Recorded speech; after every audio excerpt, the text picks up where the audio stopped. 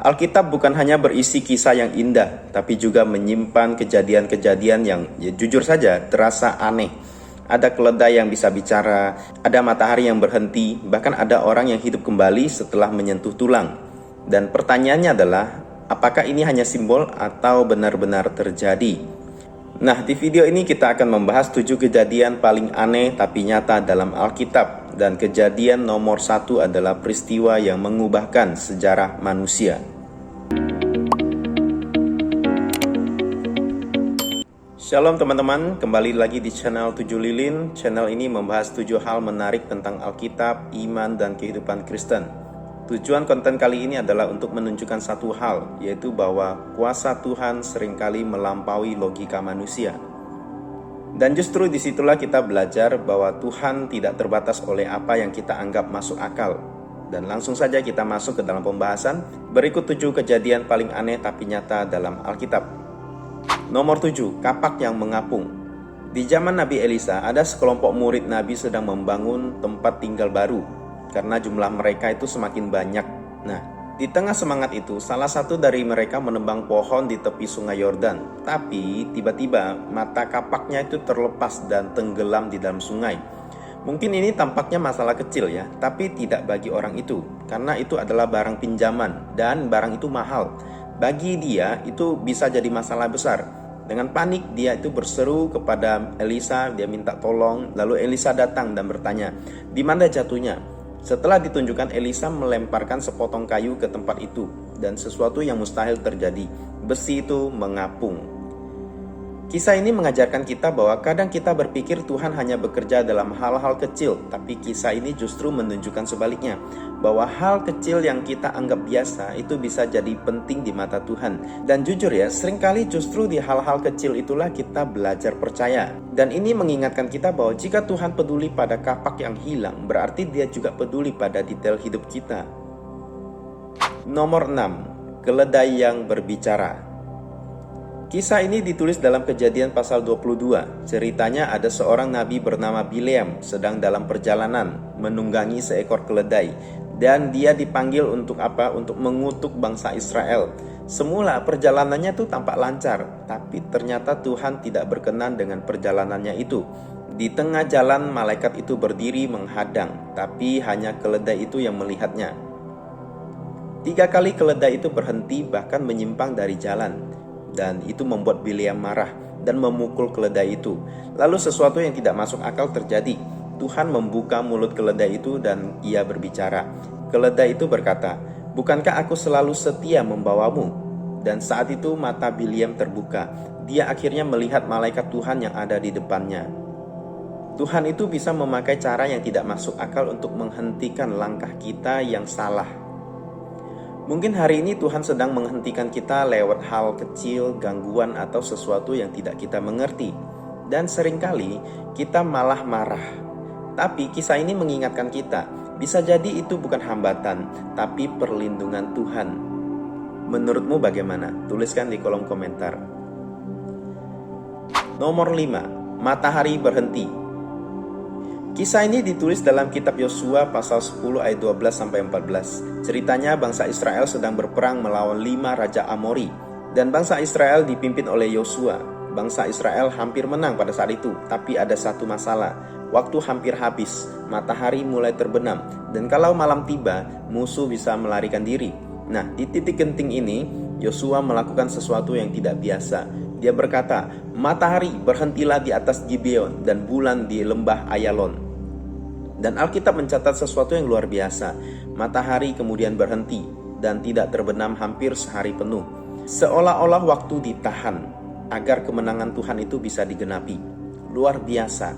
Buat saya ini bukan sekedar tentang matahari berhenti. Ini tentang Tuhan yang berkuasa atas waktu, situasi, bahkan hukum alam. Nah, saya percaya kalau Tuhan bisa menahan matahari, maka Dia juga sanggup menolong kita di saat paling mendesak sekalipun. Nomor 4, orang hidup kembali karena tulang. Kisah ini tertulis dalam 2 Raja-Raja pasal 13. Ceritanya Elisa sudah meninggal, tidak ada lagi mukjizat, tidak ada lagi pelayanan. Dan suatu hari sekelompok orang sedang menguburkan mayat. Tiba-tiba mereka melihat segerombolan perampok datang dan mereka menjadi panik.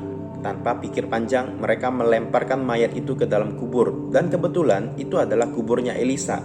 Lalu sesuatu yang benar-benar luar biasa yang di luar logika terjadi. Saat mayat itu menyentuh tulang Elisa, orang itu hidup kembali dan berdiri. Pertanyaannya, apakah itu karena Elisa? Bukan, ini semua karena kuasa Tuhan yang tetap bekerja. Saya menangkap secara pribadi bahwa seringkali kita berpikir Tuhan hanya bekerja lewat orang yang masih aktif, yang masih dipakai.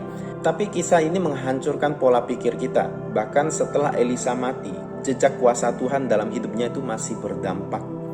Buat saya ini bukan tentang tulangnya, ini tentang Tuhan yang kuasanya tidak berhenti oleh kematian. Nomor 3, laut terbelah. Kisah ini dicatat dalam kitab Keluaran pasal 14. Ceritanya, bangsa Israel baru saja keluar dari Mesir, dipimpin oleh Musa. Namun ada masalah besar. Perjalanan mereka terkendala karena di depan mereka ada laut Teberau, dan di belakang mereka ada pasukan Firaun yang mengejar mereka. Mereka terkepung dan ketakutan mulai menyebar di antara mereka, dan orang-orang mulai bersungut-sungut. Tapi di tengah kepanikan itu Musa berkata, "Jangan takut, Tuhan akan berperang untuk kamu." Lalu Tuhan memerintahkan Musa mengangkat tongkatnya, dan sesuatu yang tampaknya mustahil terjadi. Laut terbelah, air berdiri seperti tembok di kiri dan kanan. Bangsa Israel berjalan di tengahnya di tempat yang kering, dan saat pasukan Mesir mencoba mengejar, airnya kembali menutup. Kisah ini mengingatkan kita bahwa seringkali kita merasa terjebak, maju tidak bisa, mundur tidak bisa. Tapi justru di titik itu Tuhan menunjukkan jalan yang tidak pernah kita bayangkan. Buat saya ini bukan sekedar cerita mukjizat besar. Ini tentang Tuhan yang membuat jalan di saat tiada jalan. Dan yang menarik adalah jalan itu baru terbuka setelah Musa melangkah dalam iman. Nomor 2, Yunus di dalam perut ikan besar. Kisah ini ditulis dalam Yunus pasal 2. Ceritanya Tuhan memanggil Yunus untuk pergi ke Niniwe, kota besar yang jahat, untuk menyampaikan firman Tuhan kepada kota itu. Tapi Yunus justru memilih melarikan diri. Dia naik kapal menjauh dari Tuhan. Dan tiba-tiba badai datang. Para pelaut ketakutan dan akhirnya Yunus sadar dialah penyebabnya. Kemudian dia minta dilemparkan ke laut. Dan yang terjadi, badai langsung berhenti. Tapi ada sesuatu yang lebih mengejutkan terjadi. Tuhan menyediakan seekor ikan besar. Yunus ditelan oleh ikan besar itu, dan selama 3 hari 3 malam dia hidup di dalam perut ikan itu. Suasana gelap, sempit, tidak nyaman, tapi di sanalah Yunus berdoa dan Tuhan tidak membiarkannya mati. Setelah 3 hari, ikan itu memuntahkan Yunus ke darat dengan keadaan yang hidup. Buat saya, ini bukan sekedar cerita kisah bertahan hidup. Ini adalah tentang Tuhan yang tidak menyerah pada kita, bahkan saat kita menjauh dari Dia. Mungkin hari ini kita merasa terjebak di situasi yang gelap, sempit, dan tidak nyaman.